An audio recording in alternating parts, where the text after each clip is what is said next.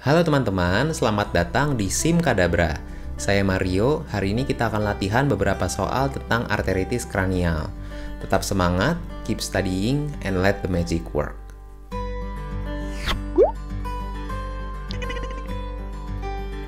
Oke, untuk kasus arteritis kranial ini di SKDI cuman satu ya teman-teman. SKDI 1 itu artinya kita cuman diminta untuk mengenali dan bisa menjelaskan ke pasien tentang penyakit apa ini dan memberikan edukasi gitu ya.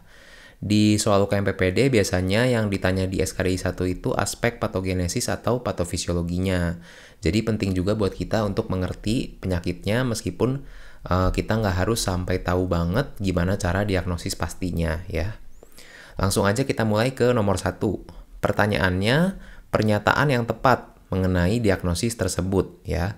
Nah, di sini kita punya pasien wanita 78 tahun datang dengan sakit kepala terus-menerus selama lebih dari 1 bulan.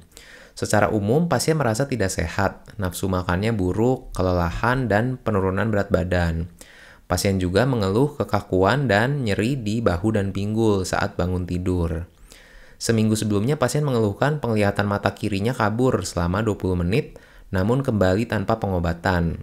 Nah, kalau soal-soal dari SKDI 1 itu teman-teman, kalau memang sesuai ya, kita tidak akan diminta untuk bisa mengetahui diagnosisnya, karena untuk diagnosis itu udah masuk ke kompetensi SKDI 2. Nah, jadi seperti di soal ini pun, kita udah dikasih tahu bahwa dokternya mendiagnosis pasien menderita arteritis kranial.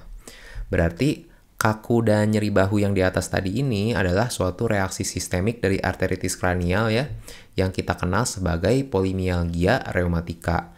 Sedangkan penurunan penglihatan sementara ini itu adalah amaurosis fugax ya nama klinisnya. Selain pertanda TIA, dia juga bisa menjadi pertanda arteritis kranial ya. Gimana caranya bisa gitu nanti akan kita bahas.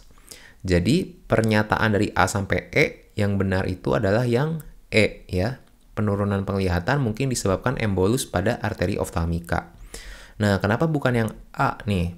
Karena inflamasi arteri di arteritis kranial itu bukan oleh agen infeksi ya, melainkan oleh autoimunitas. Makanya yang B juga salah, bukan oleh virus ya.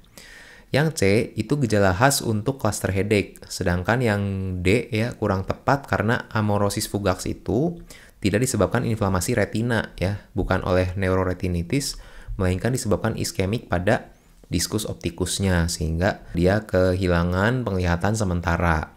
Kenapa sementara? Karena kalau misalkan embolusnya itu tidak total, maka dia masih bisa dipecah oleh mekanisme fibrinolisis dari tubuh kita secara fisiologis ya. Nah, kita bahas dikit.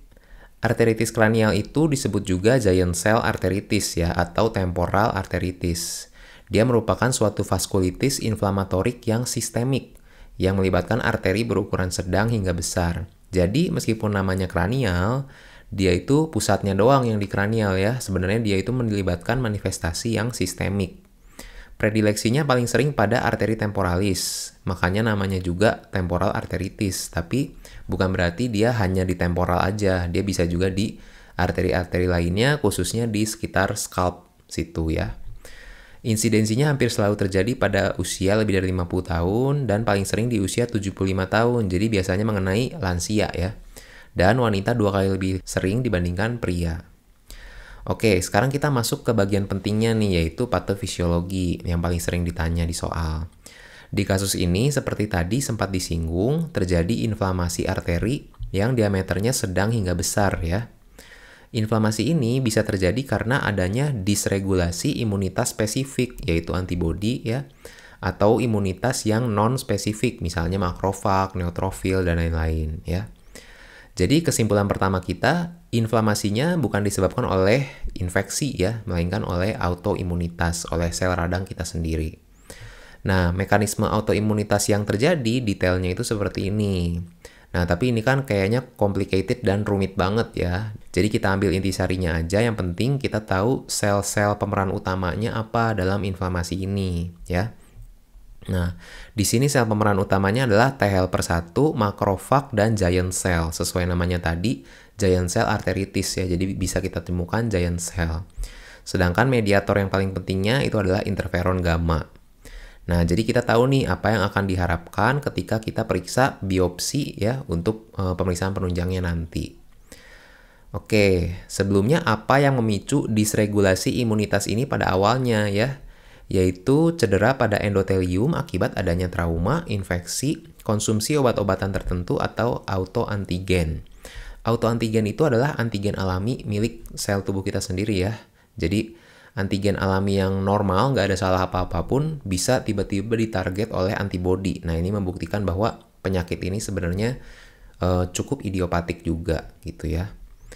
Nah, setelah terjadi inflamasi, apa yang akan terjadi? Jelas akan ada nyeri ya, bisa berdenyut atau seperti ditusuk, bisa unilateral ataupun bilateral, tapi umumnya terlokalisir pada arteri yang terkena aja.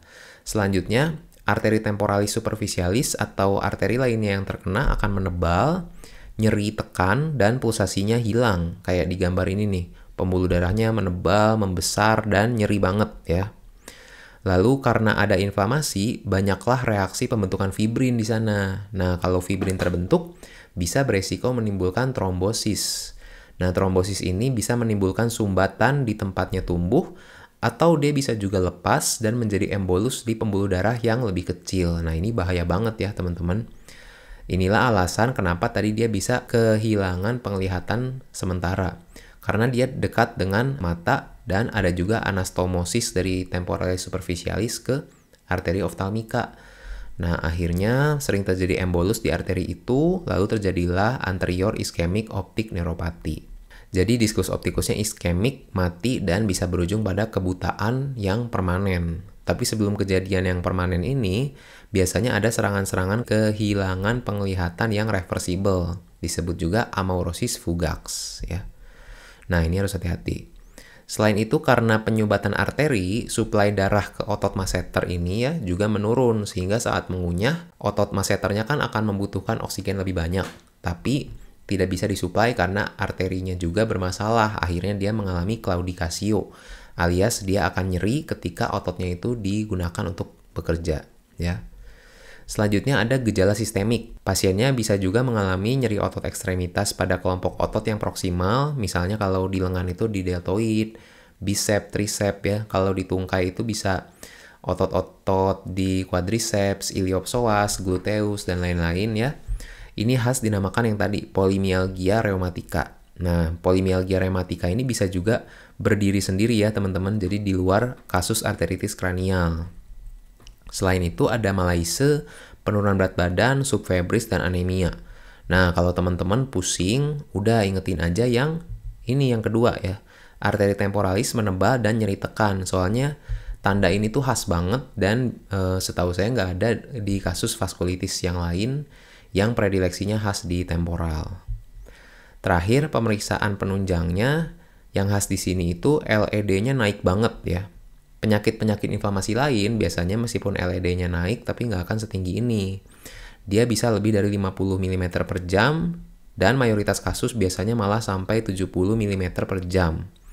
Nah, LED ini ya bisa juga kita pakai sebagai kontrol terapi. Jadi kalau kita kasih terapi, kita lihat tuh LED-nya turun nggak. Kalau misalkan turun berarti terapinya ada respon ya. Selanjutnya selain LED ada juga peningkatan kadar CRP dan gold standar pemeriksaannya itu adalah biopsi histopatologis dari arteri yang terkena ya. Nah, di sini kita mengharapkan bisa melihat populasi sel yang menjadi pemeran utama tadi, yaitu giant cell dan adanya inflamasi granulomatosa yang berat. Oke, sebenarnya mungkin gitu aja sih teman-teman untuk arteritis kranial ya. Soalnya jarang juga dia keluar, SKDI-nya cuma 1, dan juga nggak akan ditanya sampai penata atau yang lebih detail lagi. Karena semua penjelasannya udah tersampaikan, ini ada satu soal lagi, tapi saya jadiin kuis aja ya teman-teman. Nanti teman-teman coba jawab, lalu jawaban yang benar dan pembahasan singkatnya ada di kolom deskripsi. Nah, sekian untuk video kali ini teman-teman, mudah-mudahan bisa membantu belajarnya ya. Jika ada pertanyaan atau usulan lainnya, silahkan tinggalkan di kolom komen, nanti kita akan baca dan respon sesegera mungkin. Tetap semangat, keep studying, and let the magic work. Sampai jumpa di video selanjutnya, dadah!